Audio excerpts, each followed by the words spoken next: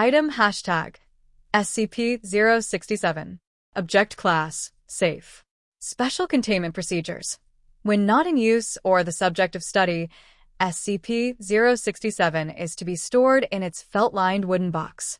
The nib is to be corked, and all art and writings are to be submitted to SCP Research Command for analysis and further experimentation. Description: SCP-067 is a fountain pen made by a German supply company called Pelican at some point between World War I and II. It is pale green in color, with a single red line going straight down along the side. The shell is oak and the nib is extremely sharp, capable of piercing human skin if pressed even lightly. Though it apparently lacks a reservoir, the nib never appears to run out of fresh ink. In addition, the pen writes in iron gall ink, which is suitable for artists but would normally corrode typical fountain pens quickly. Research has surmised that any subject holding SCP-067 loses all autonomy of the hand and arm that grasps it. Full sensation is intact, but the arm below the elbow is controlled by unknown forces, theoretically centralized within SCP-067. One effect is that the controlled hand will start to use the pen to write a detailed biography of the individual holding the pen. The biography will include such information as the person's name, age, date of birth, criminal record, fears, etc. Other times the pen has been known to write such things as an occurrence that happened in the person's lifetime. For example, when test subject 1204M held SCP-067, he began to write a detailed record of a motor vehicle accident he had been in the year before. Later, the subject admitted that many details penned in the account were not readily available to him at present time, i.e. the subject had forgotten many elements present in the written work, including his previous car's license plate number, the other vehicle's color, and so on. The subject stated that his memory of the event was so fresh in his mind during the transcription that he could taste the blood in his mouth. Subjects holding SCP-067 have also been known to create intricate works of art, despite the subject lacking any formal art training or previous tendencies toward drawing.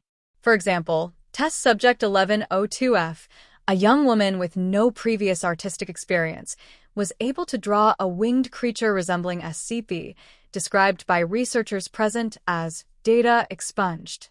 When subjects are asked to explain what happens when they hold SCP-067, the typical response is that the subject freely relinquishes control of their appendage to SCP-067 so that it may complete its work unimpeded. See quoted response 01.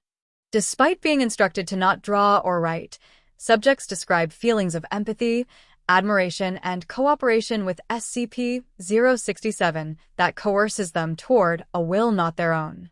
Quoted response 01. I don't really know how to explain it, it just kinda happened. When I picked up the pen, it seemed as if my hand wasn't my own anymore. I knew I could move it if I wanted to, but I chose not to because I loved the picture I was drawing. It was like my hand had life. Suddenly, my hand stopped, and I realized I had complete control over my hand again, and I put the pen back down. I looked at the drawing and saw how beautiful it was. I guess the pen decided it was done, and was finished with me. Tests and experiments. On //20, a test was done to see how the pen affected living creatures other than humans. Experiment 001. The test subject, a male rhesus macaque aged 2 years 4 months who had previously learned how to use pens and markers, was placed in a standard psychological surveillance room, neutral wall coloration, one-way observation mirrors, with SCP-067, a work table, and a pad of paper. Subject picked up SCP-067 in his left foot, then took it in his right hand, then tasted it. Subject then put the pen down on the paper and smelled it. After 30 seconds, subject picked up SCP-067 again and began tapping it repeatedly on the table. Subject also began tapping SCP-067 on his own body. Subject tapped SCP-067 with increasing force until ink was being splattered on his fur. Subject then threw SCP-067 onto the floor. Subsequent mechanical analysis revealed no damage. At this point, subject tore a page from the pad of paper and began rubbing it on the ink in his fur.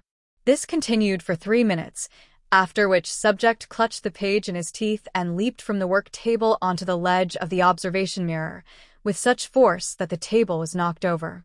Subject began smearing the ink from the paper onto the observation mirror while making repeated vocalizations.